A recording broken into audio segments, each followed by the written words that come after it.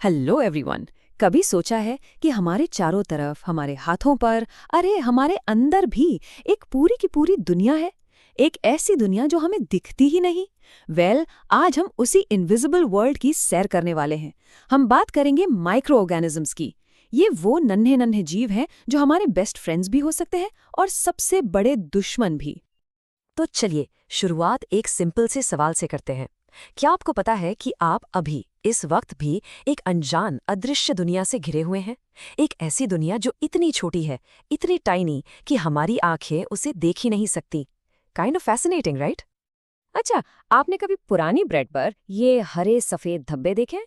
ये और कुछ नहीं बल्कि फफूंद यानी ब्रेड मोल्ड है। ये उसी अदृश्य दुनिया का एक छोटा सा सबूत है जब वो हमें दिखने का फैसला करती है। ओके, तो अगर फफूंद ऐसी दिखती है तो जरा सोचिए इस दुनिया के बाकी मेंबर्स कैसे होंगे। आखिर ये माइक्रो ऑर्गेनिजम्स हैं क्या? चलिए इस अदृश्य दुनिया को थोड़ा और करीब से जानते हैं। So what are these things anyway? देखिए, इनका नाम ही सब कुछ बता देता है। माइक्रो ऑर्गेनिज्म या फिर माइक्रोब। इसमें माइक्रो का मतलब ही होता है बहुत छोटा। ये इतने इतने माइन्यूट लिविंग थिंग्स हैं कि हम इन्हें अपनी आंखों से देख ही नहीं सकते। इन्हें देखने के लिए आपको एक स्पेशल मशीन चाहिए, अ माइक्रोस्कोप। तो चलिए अब इस अनोखी कहानी के मेन कैरेक्टर से मिलते हैं। लेट्स फाइंड आउट कि इस माइक्रोब फैमिली में कौन कौन है और वो कैसे दिखते हैं। जनरली इस माइक्रो फैमिली को हम 4 बड़े ग्रुप्स में डिवाइड कर सकते हैं। हर ग्रुप की अपनी अलग पहचान है, अपनी अलग पर्सनैलिटी। सबसे पहले आते हैं बैक्टीरिया। ये अकेले रहने वाले जीव हैं, यानी सिंगल सेल्ड होते हैं और इनके शेप्स भी बड़े कूल होते हैं। कुछ गोल, कुछ लंबे और कुछ तो स्पाइरल शेप के भी होते हैं। अगला ग्रुप है प्रोटोजोआ। इसका सुपरस्टार है अमीबा। इसकी सबसे खास बात यह है कि इसका कोई फिक्स्ड शेप ही नहीं होता। ये जब चाहे अपना आकार बदल सकता है। प्रीटी कूल, हाँ? थर्ड ग्रुप है एल्गी। कभी सोचा है कि लेक या रुके हुए पानी का रंग हरा क्यों हो जाता है? हाँ, इन्हीं की वजह से। स्पाइरोगायरा इसका एक बहुत ही कॉमन एग्जाम्पल है। और चौथा ग्रुप है फंजाई। याद है शुरुआत में हमने ब्रेड पर लगी फफूंदी की बात की थी? वो इसी ग्रुप का मेंबर है। और हाँ, आपका फेवरेट केक और भटूरे फुलाने वाला यीस्ट भी, वो भी एक तरह का फंगस ही है। लेकिन इन चारों के अलावा एक और है जो सबसे अलग है, द वायरस। ये भी माइक्रोस्कोपिक है, पर ये बाकियों से बहुत डिफरेंट है। पता है क्यों? क्योंकि ये तब तक बिल्कुल बेजान पड़ा रहता है जब तक उसे किसी दूसरे जीव के शरीर का घर यानी एक होस्ट ना मिल जाए।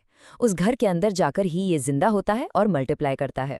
तो अब जब हम इन सब से मिल चुके हैं, चलिए देखते हैं कि इनमें से कौन हमारे दोस्त हैं। Let's start with the good guys और जानते हैं कि ये हमारी मदद आखिर करते कैसे हैं। आपको शायद अंदाजा भी नहीं होगा, पर हम इन पर कितना डिपेंड करते हैं।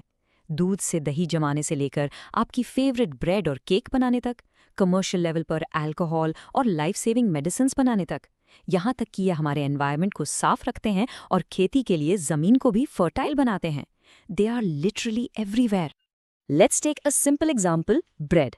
सोचा है वो इतनी सॉफ्ट और फ्लफी कैसे हो जाती है? जैसे ही आप डो में यीस्ट डालते हैं ना, वो एक्टिवेट हो जाता है। वो तेजी से रिप्रोड्यूस करता है, सांस लेता है और इस प्रोसेस में एक गैस छोड़ता है, कार्बन डाइऑक्साइड। अब ये जो गैस के बबल्स हैं वो डो में फंस जाते हैं और पूरे डो को फूला देते हैं। Simple, and that's how you get that perfect fluffy bread.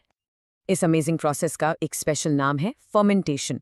Simple terms में ये वो प्रोसेस है जिसमें यीस्ट शुगर को अल्कोहल में कन्वर्ट कर देता है। और इस जबरदस्त डिस्कवरी के पीछे थे महान साइंटिस्ट लुइस पास्चर, जिन्होंने ये 1857 में डिस्कवर किया था। लेकिन जहां दोस्त होते हैं वहां दुश्मन भी होते हैं, राइट? अब वक्त है इस अदृश्य दुनिया के विलेन से मिलने का। चलिए देखते हैं कि ये माइक्रोब्स हमारे दुश्मन कैसे बन जाते हैं। ये एक ऐसी कहानी है जिसके 2 साइड हैं। एक तरफ यही माइक्रोब्स हमारे लिए दही और लाइफ सेविंग मेडिसिन्स बनाते हैं, तो दूसरी तरफ यही हमें बीमार भी करते हैं। कॉमन कोल्ड से लेकर टाइफॉइड और मलेरिया जैसी डेंजरस बीमारियां भी इन्हीं की देन है। और अलग अलग माइक्रोब्स अलग अलग बीमारियां फैलाते हैं। जैसे वायरसेस सर्दी, जुकाम और फ्लू के लिए जिम्मेदार हैं, वैसे ही खतरनाक बैक्टीरिया टाइफॉइड और टीबी जैसी बीमारी लाते हैं। और प्रोटोजोआ से मलेरिया जैसी जानलेवा बीमारी भी हो सकती है। तो अब सबसे बड़ा सवाल ये है कि हम इन दुश्मनों से लड़ते कैसे हैं और अपने दोस्तों की पावर को और बेहतर तरीके से इस्तेमाल कैसे करते हैं। Well, the answer is science. जब हम बीमार पड़ते हैं, डॉक्टर हमें एंटीबायोटिक्स देते हैं। ये वो वेपन्स हैं जो सीधे जाकर दुश्मन माइक्रोब्स को या तो मार देते हैं या उन्हें बढ़ने से रोक देते हैं। और सबसे इंटरेस्टिंग बात यह है कि हमारी कई पावरफुल एंटीबायोटिक्स हमारे दोस्त फंगाई और बैक्टीरिया से ही बनती हैं। सो बेसिकली एक माइक्रोब से दूसरे माइक्रोब का इलाज। बीमारी से बचने का एक और सुपर स्मार्ट तरीका है वैक्सीन। इसका आइडिया बहुत ही ब्रिलियंट है। हम बीमारी के ही कमज़ोर या मरे हुए माइक्रोब को बॉडी में इंट्रोड्यूस करते हैं। इससे हमारी बॉडी की आर्मी यानी हमारा इम्यून सिस्टम उससे लड़ने की प्रैक्टिस कर लेती है। फिर जब असली दुश्मन अटैक करता है ना, तो हमारी आर्मी पहले से ही जीतने के लिए तैयार रहती है। इस जंग में साइंस के 3 सुपर हीरोज ने सब कुछ बदल दिया। 1798 में एडवर्ड जेनर, जिन्होंने स्मॉल पॉक्स वैक्सीन की खोज की। 1857 में लुईस पास्टर, जिन्होंने फर्मेंटेशन के सीक्रेट्स अनलॉक किए।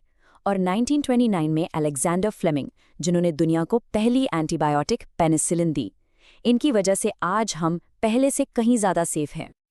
तो अब अगली बार जब आप दही खाएंगे या आपको हल्की सी छींक भी आएगी, तो क्या आप अपने आसपास चल रही इस अदृश्य दुनिया की जंग और दोस्ती को थोड़ा अलग नज़र से देखेंगे? ज़रूर सोचना इसके बारे में।